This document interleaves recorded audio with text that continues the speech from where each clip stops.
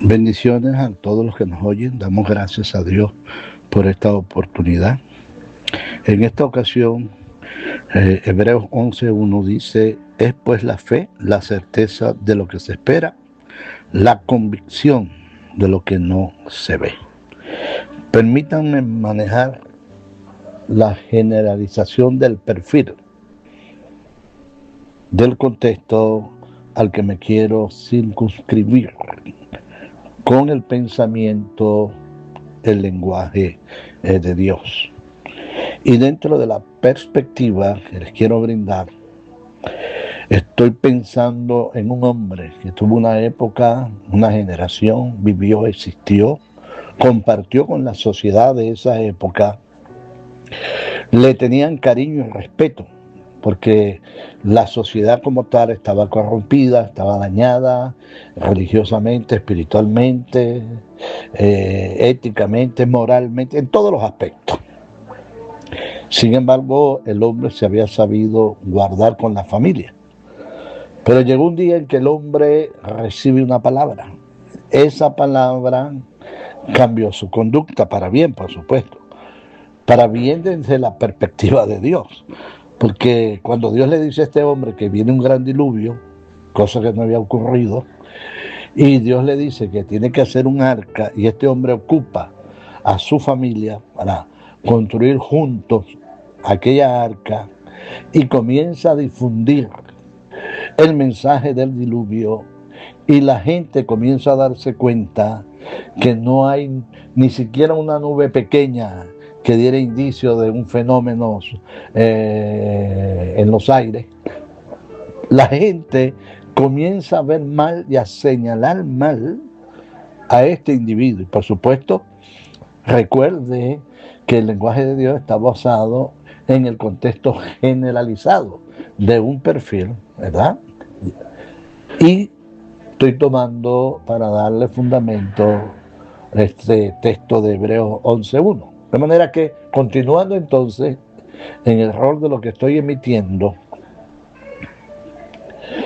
la gente comienza a ver mal a este hombre, comienza a mirarlo mal, a pensar mal, porque ven que los años van y vienen, no sucede nada, no hay nada, se está acabando él y está acabando la parte más linda de la etapa del ser humano, como es la etapa de la juventud, de la fuerza, del vigor. Y no faltó quien lo llamara para decirle: definitivamente te estás desmorando, definitivamente estás acabando con el bien de tu familia y con los años que te queden a ti.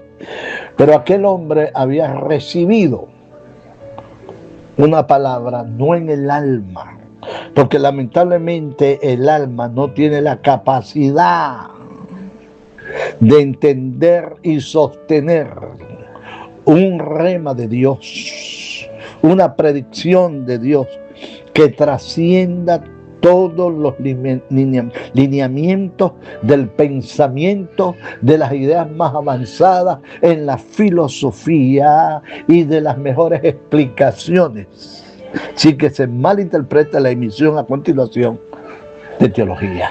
De manera que aquel hombre recibió aquel impacto en su espíritu se amalgama al mensaje de Dios, lo entiende con perfección, lo vislumbra con perfección y lo lleva a cabo. Esa es la diferencia cuando se recibe una revelación en el aspecto que sea de Dios y llega solo al alma, y llega solo a la mente, y no llega al espíritu. Por eso es que la fe se desarrolla en la relación de la palabra, como dijo Pablo, si mal no recuerdo, en Romanos 10:17. De manera que entonces la fe se fundamenta en la luz de la palabra, para que el espíritu se fortalezca, se alimente y comience a caminar en las dimensiones que la capacidad humana cuestionará, que la capacidad humana limitará, que la capacidad humana no le permitirá crecer y avanzar. La única forma de poder dar unos pasos sobre las aguas a la voz de Cristo es a través de la fe, aunque después vengan consecuencias precisamente de lo que estoy detallando. Así que aquel hombre, cuando lo llaman para que piense, para que razone, estás acabando la vida de tus hijos, estás acabando contigo, estás privando a tus hijos de vivir un tiempo en la tierra como todos los demás. Aquel hombre sabía bien lo que había recibido y no le importaba lo que la gente pudiera señalar, analizar o pensar, no en el sentido de la despectividad, no en el sentido del desprecio, sino que no le importaba sabiendo lo que había recibido. Y hoy es un tiempo donde Dios sigue hablando.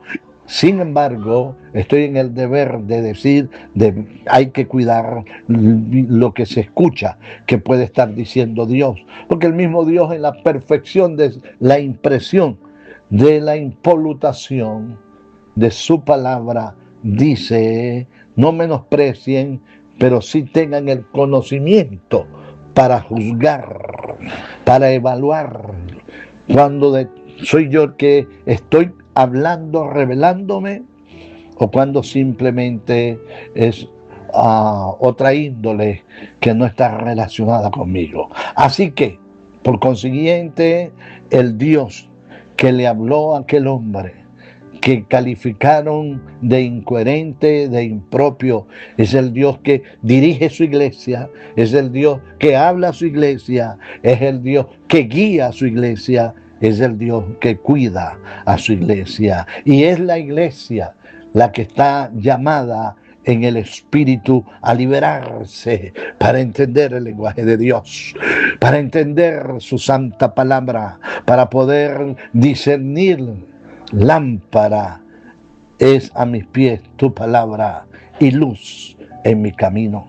Así que, independientemente a la situación que pueda estar viviendo alguna persona que me esté escuchando, creyente o no, escucha el término, creyente o no, Dios tiene principios, y la Biblia dice que Dios hace llover sobre malos y buenos, que Dios hace salir el sol sobre malos y buenos. Término, propósito, el que entendamos su soberanía, su supremacía y la verdad impresa que Dios ama a todo el mundo. Por consiguiente, cuando la persona comprende que hay un Dios con principios, que hay un Dios con fundamento, que hay un Dios que no le dará la espalda a la raza humana, que no le dará la espalda al hombre, y siendo el hombre lo que es, Dios no está dispuesto a darle la espalda. No creo que lo haga tampoco con la iglesia. Por eso, a los creyentes que pueden estar escuchando este mensaje, es importante entender que Dios sigue hablando. Su palabra es una tangibilidad evidente de lo que estamos diciendo, y podemos tener la confianza en lo que está impreso en cada letra sagrada de la palabra del Señor. Lo que nos resta como creyentes es soltarnos en las manos de Dios, es entregarnos, es rendirnos en las manos de Dios, a través de nuestro propio espíritu, en una relación de oración, en una relación de lectura bíblica, en una relación de dedicación, para que nuestro espíritu sea abordado por la luz de Dios y poder comprender a cabalidad los propósitos del Señor, como dice Santiago, del Padre de las luces, donde viene todo don perfecto y no hay mudanza ni sombra de variación. Venezuela ha sido azotada, Venezuela ha sido procesada por el Dios Santo, por el Dios Eterno, Dirigía la confraternidad en los años 80. Me tocó atender predicadores como el hermano Gille, que está con el Señor, Rasky y otros, que venían de afuera, y esta confraternidad se había convertido en una fuerza en la ciudad y en el país. Gente venía a buscar nuestro apoyo, nuestro respaldo, y agradecemos a Dios todas esas cosas, porque he aprendido algo que me ha ayudado, por la gracia de Dios, en estos 50 años de labor, de ministerio, de dura tarea, pero que agradecemos a Dios tanta misericordia. Es que ninguna cargo se recibe para estar por encima de nadie. Ningún cargo se recibe para estar humillando a nadie. Simplemente servimos para que Cristo sea santificado. Servimos para que Cristo sea glorificado. Y una vez que los hombres se burlaron, se rieron, mofaron, catalogaron mal a aquella familia, Dios, que honra a los que creen en Él, dio por terminado el tiempo para derramar las aguas. Permítanme este hiperbolismo axioteológico. Y en el diluvio, los hombres que están afuera gritan: Noé, asómate por la ventana, pero duro. Y cuando éste lo hace, le dicen: es cierto lo de tu diluvio, pero no contabas con que nosotros tenemos más probabilidades de salvarnos afuera que adentro. Aquí nadamos, aquí flotamos, aquí podemos ir de un lugar a otro, pero tú vas a quedar triturado con la madera de esa arca, porque mira lo que viene de allá hacia el arca. Y cuando Noé mira con la familia, se dan cuenta que por primera vez hace acto de presencia los tornados y los huracanes juntos. Estos fenómenos sobrenaturales venían destrozando, estrenándose con una fuerza increíble, desintegrando, deshaciendo lo que había a su paso, y vienen directo al arca. Y Noé reúne a la familia, y dentro del hiperbolismo que estoy usando de axioteología, le dice: es verdad que somos tan humanos como ellos, es verdad que también tenemos nuestras situaciones biológicas, fisiológicas y de toda índole humana, pero también es verdad, dice Noé, y me da la impresión que levanta la cara y con profundidad mira a su esposa y mira a toda la familia para decirle: pero también es verdad, y escuche porque quiero repetirlo, pero también es verdad que no estamos protegidos ni resguardados en el poder de la madera que hemos usado para construir esta arca. No, estamos protegidos en el poder de la palabra de Dios, la que nos da la victoria, la que nos lleva de triunfo en triunfo, la que está declarada a favor nuestro en sus innumerables promesas garantizadas en la sangre de Jesús de Nazaret. Por eso el lenguaje de Dios trasciende más allá de lo que he estado comunicando, y déjeme decirle con sinceridad y humildad, me faltaría tiempo para seguir explicando muchas verdades concernientes al tema, pero déjeme unos minutos más para decirle, dentro del tema, un hombre que también Dios trató con él, fue Moisés, a quien Dios le reveló su propósito de hacer cosas grandes. Pero Moisés, asustado, amedrentado por la crisis que le había tocado vivir y abandonar Egipto, aunque vio las maravillas de Dios, y aunque Dios lo llamó por su nombre, y aunque Dios le dio testimonio de su gloria, Moisés no sentía libertad en sí para ir a Egipto, y le dice a Dios: este pueblo es duro para creer, este pueblo es difícil para creer. Permítame decirle que cuando un hombre cree, cuando un hombre confía en Dios, no le tiene miedo a la situación, no le tiene miedo a la crisis, no le tiene miedo al reto, no le tiene miedo al desafío. Sabe que le tocará confrontar la realidad de lo que hay que vivir, sabe que le tocará luchar, y también sabe que se va a debilitar en el camino camino, pero también conoce que la fe con la que se está moviendo en ese Dios a la postre le va a ayudar a levantarse para declarar y decir: escrito está, somos más que vencedores por medio de aquel que nos amó. Y cuando Moisés está en esta disyuntiva, hablándole a Dios en estos términos, Dios comienza a darle la terapia de su palabra y de su poder, y le pregunta: ¿con qué cuentas en tus manos? Y el hombre dice: una vara. Dios sabe que él está relacionado con la vara más que con su esposa. Si le hubiera preguntado por Séfora,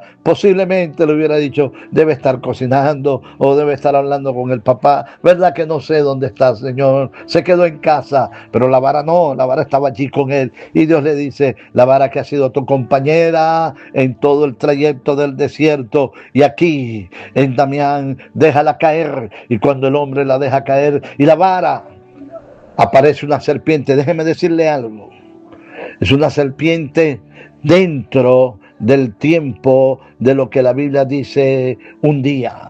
Ese día que aparece varias veces en las Escrituras, ese día que se hace profético, ese día en el que entró la iglesia en Cristo. Pero qué maravilla, qué estupendo, qué perfecto, qué magnífico en Cristo, donde estamos completos, donde estamos realizados, donde estamos hechos, donde estamos seguros. Por eso entonces, ese día en que la vara se convierte en serpiente, Moisés se da cuenta que la serpiente que aparece no es común, no es normal, no la ha visto en los años que tiene de vida y caminando el desierto, porque era una serpiente con propósito, porque cuando Dios tiene que hacer algo nuevo con propósito para revelarse a tu vida, para revelarse a mi vida, lo va a hacer, y la gloria del gran Shaddai se va a manifestar en testimonio de que Dios está tratando para llevar a cabo un propósito. Así que a los que aman a Dios conforme a su propósito han sido llamados. Todos los términos lo dirigen al bien, al beneficio. De manera que entonces Moisés quiere huir ante la presencia de una serpiente que no conoce, que no ha visto nunca, que ha sido creada especialmente para él, porque eso es lo que Dios hace, mueve cosas especialmente para nosotros. Y en ese instante en que Dios ha creado aquella serpiente especialmente para nosotros, Moisés quiere huir, Moisés quiere correr, no se está dando cuenta de las maravillas que están sucediendo para su vida. Y cuando él desea huir, cuando él desea correr, cuando él desea desaparecerse, Dios le dice: eres libre de hacerlo, pero déjame decirte, por mí devuélvete, y por mí toma la serpiente. Y cuando Moisés lo está pensando y decide avanzar, Dios le dice: Moisés, escúchame, no es por la cabeza, la tomarás por la cola. Y yo me imagino a Moisés diciendo: pero Señor, la lógica es por la cabeza. Sí, pero mi palabra dice que es por la cola. De manera que cuando Moisés tomó a la serpiente y esta volvió a ser vara, el milagro más grande, el milagro más glorioso, consistió en la obediencia a la palabra de Dios y la liberación del encadenamiento que había en el espíritu de Moisés, para entender la transparencia de que no hay imposible cuando caminamos con Dios. Así que usted que me está escuchando, no hay imposible cuando caminamos con Dios. Y humildemente se lo dice un hombre que por 50 años ha estado sirviendo ininterrumpidamente en un ministerio. Por 47 años he levantado una familia y mis hijos son ministros, gracias a Dios. Sirven al Señor, decidieron servir al Señor. Y por 47 años, con honra, he mantenido a una familia para dar testimonio que cuando caminamos con Dios no hay imposible. Paz y bendición a los que nos han escuchado.